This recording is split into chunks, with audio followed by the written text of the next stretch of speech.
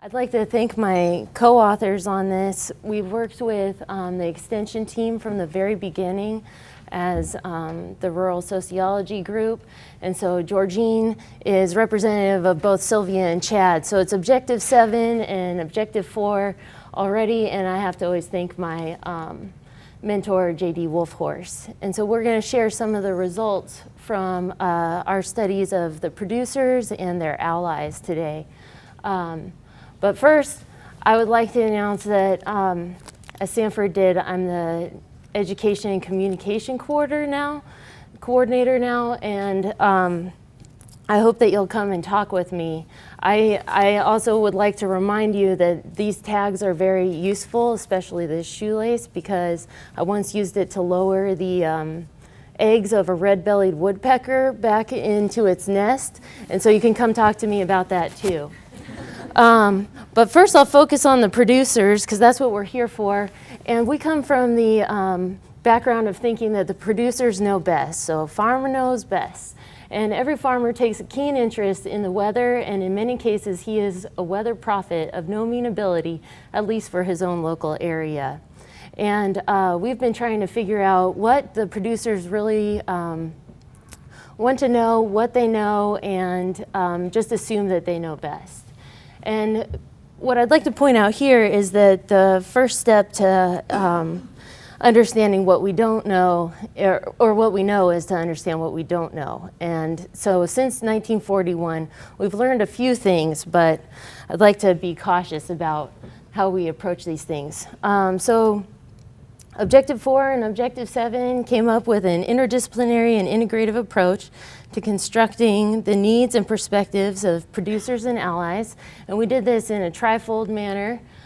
First, Objective 7 conducted a needs assessment and covered many different ally bases.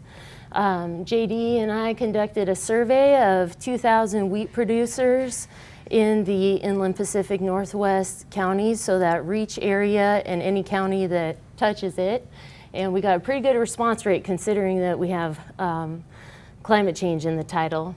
And then finally, thanks to generous grants from the extension group, mini grant proposals, which are still available, I was able to conduct some qualitative interviews of the crop consultants, and I'll explain why we chose crop consultants later. So I just want to point out that even though we were in the description activities of the socioeconomic aspect, we've just totally moved on to the assessment and trying to do outreach. It's year 4 already, so it's time to move on. And based on the education, or on the extension needs assessment, we found that there are a lot of ways to talk about climate change without directly talking about it.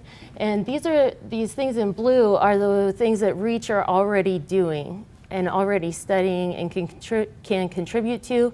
Since I've already spent half my time, I'm going to just focus on the water aspect here, the first one.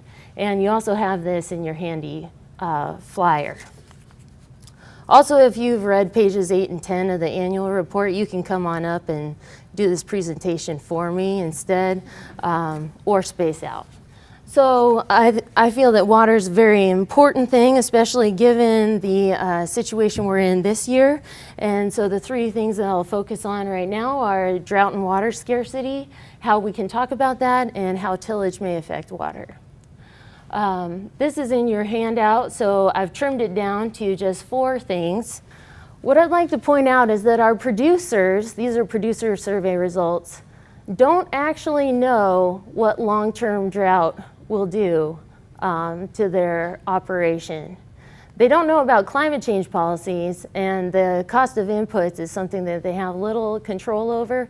But I see this continuum as going from no risk to high risk, but this do not know factor, the uncertainty of it, is the highest risk. So the risky is here to not know what that issue is. And I tried to understand why that is. Okay, so we've talked about all these different ways to understand the climate, and one of those ways is to learn from each other face to face, creating trust, and that's usually through other producers. NRCS probably isn't too happy with how trustworthy they are here compared to crop consultants, but they get more face time. Now when we add in this aspect of climate information, who do you trust about climate information, everybody drops. And I can only attribute that to the fact that people don't know how to talk about climate change just yet, and they don't know how to talk about the effects of it because there's so much uncertainty. So hopefully we can get these numbers up eventually and create more discourse about climate change. I learned from my crop consultants, however, that people, even the producers that come and hang out and drink coffee, do not talk about climate change. It's just one of a suite of things that they're talking about. And my crop consultants very rarely brought up climate change on their own, even knowing that I was coming from the climate change project. And one person didn't even say it the whole interview. It's that dirty of a word.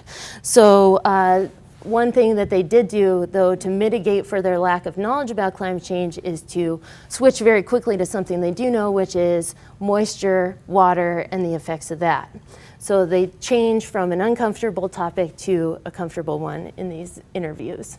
So the tillage representation of our producers is pretty even. We got a good representation, and I'd like to focus on how these tillage practices might lead to perceptions of adoption of conservation practices. So these same tillage labels are across the bottom, and we can see that there's a high correspondence with if you have converted to no-till, then you think you are an aggressive adopter of conservation technology. So those people could be allies in adopting new technologies, but not necessarily. So there's some curious things. And when we asked about climate change, if you were faced with a likely fairly conservative climate change scenario, which we provided in both verbal and map form, that the producers who were no-till in this light blue here, also said that they would be the least likely to make changes to their tillage practice. So there's some paradoxical issues going on.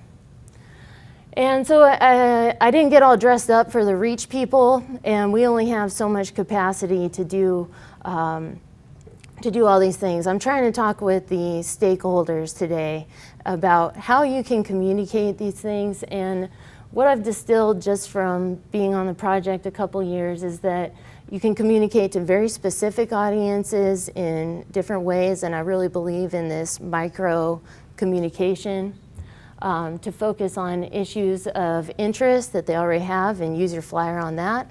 And past adopters may or may not be future or present adopters, and we just have to assume that under climate change conditions, there's many different audiences, and the conditions will not be the same socioeconomically either.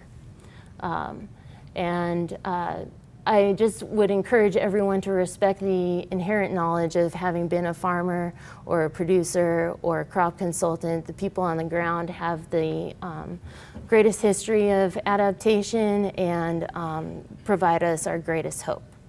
So thank you, and please come talk with me later, and I just look forward to your thoughts. Thanks.